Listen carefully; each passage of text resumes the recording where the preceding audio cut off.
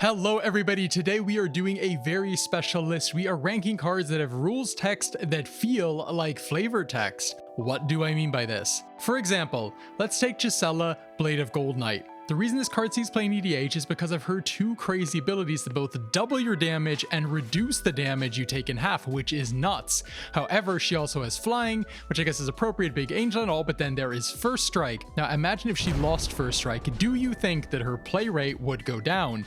Do you think that her price would drop? Maybe a little. Some person playing a First Strike deck will surely complain, but 99% of decks that run her will continue running her. In this case, First Strike is essentially flavor text. Just be aware that we are focusing on EDH today, so no need to leave an essay about how Eldrazi Displacer actually has some kind of Battle for Zendikar block pre-post Modern Pauper Tiny Leaders combo built around the Devoid mechanic. Thank you very much. As a further general criterion for all the cards chosen, they must actually be EDH playable, so don't expect to see some weird draft card from Homelands. Starting at 22nd, we have Garruk, Primal Hunter, a Magic 2012 Planeswalker that has 3 abilities but is only really played for the middle one. -3, draw cards equal to the biggest power amongst creatures you control. For the most part, this is basically like the 5th best Return of the Wild Speaker effect you'll be playing in your Stompy deck. However, I do see some upside to the +1 on this card in a generic creature deck, so this card gets to stay at spot 22. In 21st, we have a Sword of X and Y, namely Sword of Feast and Famine. The reason why people play the sword is very much so the feast side, not the famine side. Who wants a single discard on an opponent in a 4-player format full of recursion and degenerate graveyard combos? No, we want to untap our lands and have a second main phase worthy of the name.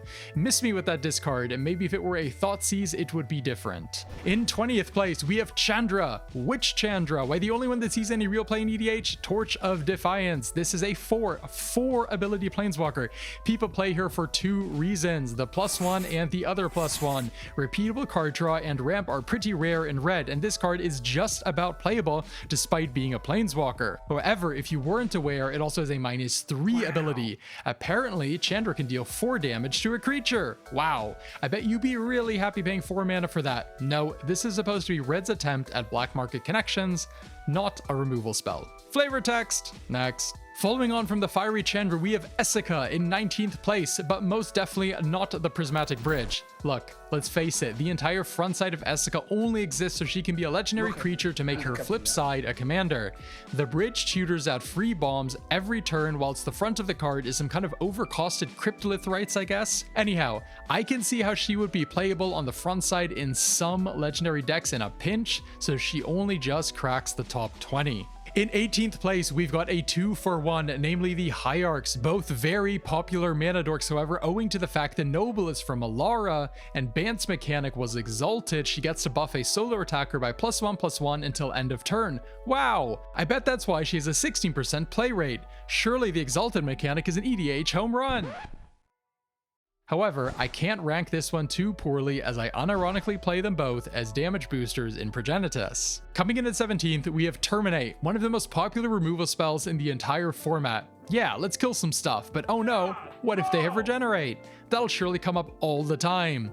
Thank God we packed our removal that will prevent that. Unless you're playing against asceticism every game. Flavor text. At 16th, we have Animate Dead. Huge wall of text that basically says reanimate a creature. Why does it get -1/0? I don't know. Zombies are brittle. They decay?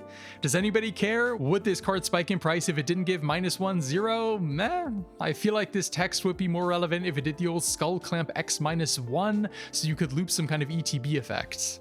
In 15th place, we have Reaper King, the king of permanent destruction himself. Apparently designed as a Scarecrow Lord, Reaper King actually gives all of your Scarecrows +1/+1. Wow, that'll come in handy to close out the game after you Stone Rained every player for the 5th time. Come on, Watsy, this is an MLD commander and we all know it. Drop the act. Spelunking is occupying the 14th spot today, a great little ramp card that ensures our terrible tapland mana base is playable, that also comes with this funny little line of text about something called a cave. Not only does nobody play caves, it only triggers if the cave is put into play with the triggered ability on ETB. Might as well not exist, but thanks for trying, Spelunking. I'm sure this mattered in Limited. Getting into CEDH territory now with our 13th spot, which is Force of Will, one of the counter spells of all time. It has this highly interesting downside of costing 1 life, in addition to pitching a card from hand. Oh dear. Don't cast this after format All-Star Vraska Relic Seeker fires off her ultimate yet again. Absolute flavor text. Following Force is Ugin, more precisely Ugin the Spirit Dragon. We play Ugin for exactly 2 reasons in EDH: the absolutely savage board wipe that spares colorless permanents, and the ultimate after cheating on his loyalty counters. I was made aware at some point that this card also has a +2 and that modern players think that it's quite good. I wouldn't know. In 11th place, we have Bident of Thassa, notable for being one of very few legendary enchantment artifacts and drawing a lot of cards in creature decks. It also has this weird activated ability doing a really crappy goat impersonation that doesn't even prevent your opponent from swinging at you. This card gets reprinted all the time, but is being done so for the card draw half, not the weird ability. Believe me. Binding the Old Gods, coming in hot at the 10th spot. I personally really enjoy this card. You get to destroy any non-land permanent in Chapter 1, then fetch any forest in Chapter 2, and then everything gets Death Touch in Chapter 3. I'm sure there's something in the lore that explains this, which is why it's flavor text.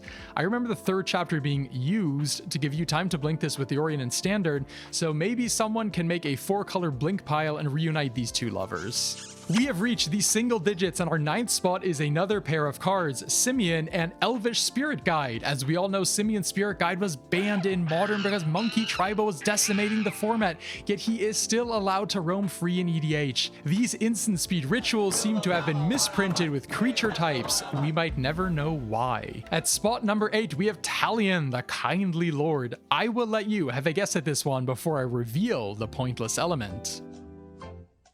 Did you get it? It's the number 10. This card gets 99% of its value from the numbers 1 to 3. Who's naming 10? Flavor text, no worse. Meme text. Number 7 is a mono black all-star, Necropotence. Necropotence lets you draw as many cards as you have life to spare. For the downside, you don't get to find out what they are until your end step. Oh, poor baby. 2 additional safety valves exist.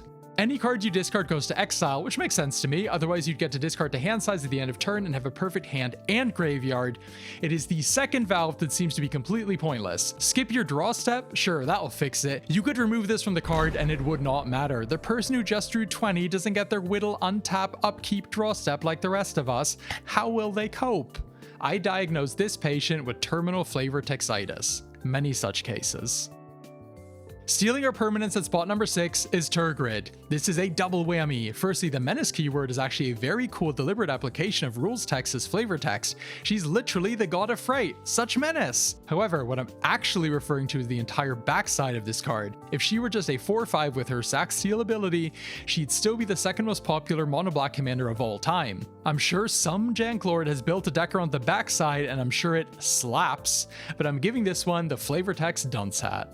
Dothy Voidwalker. Now we're getting into the good stuff. A creature that has a very strong tapped ability, but also has a keyword that encourages it to attack and therefore tap itself.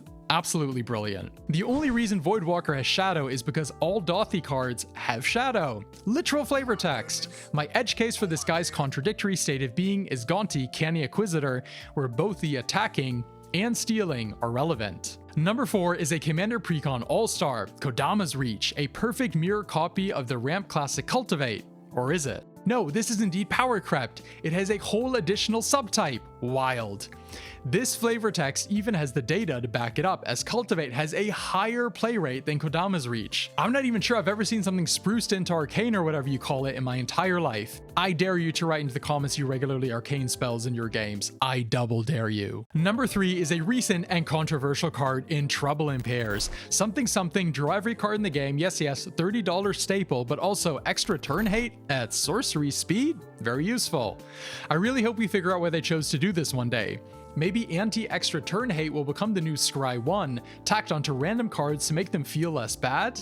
Nonetheless, I almost don't want to call this flavor text since I don't understand the flavor.